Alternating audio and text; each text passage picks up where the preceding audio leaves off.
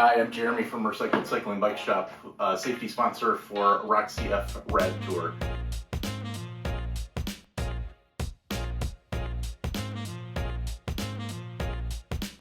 So we're going to go through just changing a tire. First thing we're going to do, we want the most slack in the chain possible. This bike has 3 chain rings in the front, 1, 2, 3. So we're going to put it in the first chain ring, the smallest one. Same thing in the back. We're going to put it into its highest gear, which is 7 here, so we'll have the most slack in the chain and be able to remove the tire. We're going to loosen the quick release, and you see the tire will just come out. Lots of slack in our chain. I have 2 favorite tire levers. One, the Park Tool Trusty Blue, and the True Tension Tire Monkey. So the first thing I like to do after getting the tire off is try to keep everything together.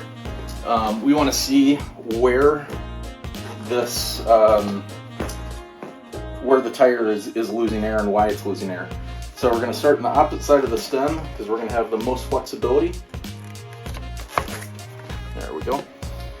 The Tire Monkey just allows you to slide the tire right off the rim. It works as a inside lever inside the rim there.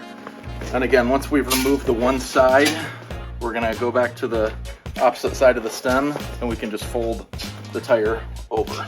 Now we know in relation to the tire, we have the tube still in the tire. We can pull it back up and see what's causing, where it's losing air. Oh, here we go. So we can see somebody ran over something and there's a puncture right here. What we want to make sure is that whatever caused this puncture is still not in the tread. So not only inside right here where we have a puncture, but we're going to go around the entire inside of the, oh, we can actually see where they ran over something that looked like it came back out. But we're just going to make sure that there's nothing else stuck inside this tire. And it feels really clean. So we are going to get a 26-inch tube. This tire's still in good shape. We often have customers come in and they don't know what type of tube they need. They say, I need a new bicycle tube. There are Presta valves and there are Schrader valves. Your Presta valve is right here. It has a little adjustable valve on the top, and this allows it to accept and receive air. Without unthreading this, you will not be able to put air in the tube. A Schrader valve is more similar to what you would see in your car, and it's ready to accept air at any point. Your tube size is also a huge factor in deciding what tube you need for your tire. Your tube size will be listed right on the side of your tire. This, for example, is a 738. What I like to do is add just a little bit of air to give the tube some form, and then we can tuck it inside of the tire. And to me, it always makes sense to put the stem, see if inflate 40 to 65, put the valve stem right where the inflation instructions are, because then when it is time to inflate the tire back up, you're not searching for what the recommended tire pressure is. Some tires are directional. This is a directional tire. If you have a hard time seeing what the direction is on the sidewall of the tire, you can always look at the tread, and it's going to form an arrow in the direction it's going to roll. We're putting the tread to roll in the direction that it is intended to. And all we're doing right now is just tucking one side in. So I have one side in, one side out. I'm going to start back at the top side where the valve is, tuck this in, and just simply work it around.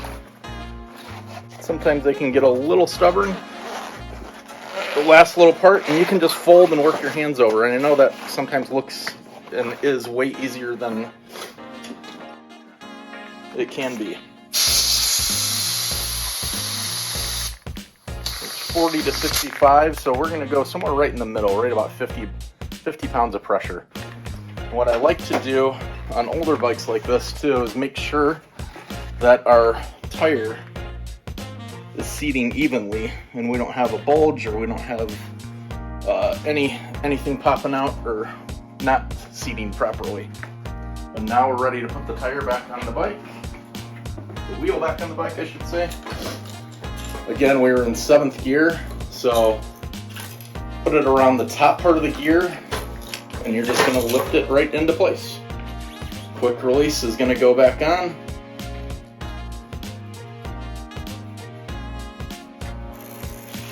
This is a great time to see if we need a little brake adjustment, if anything's rubbing. Everything looks good. It's as easy as that. Thanks guys. Have a great day.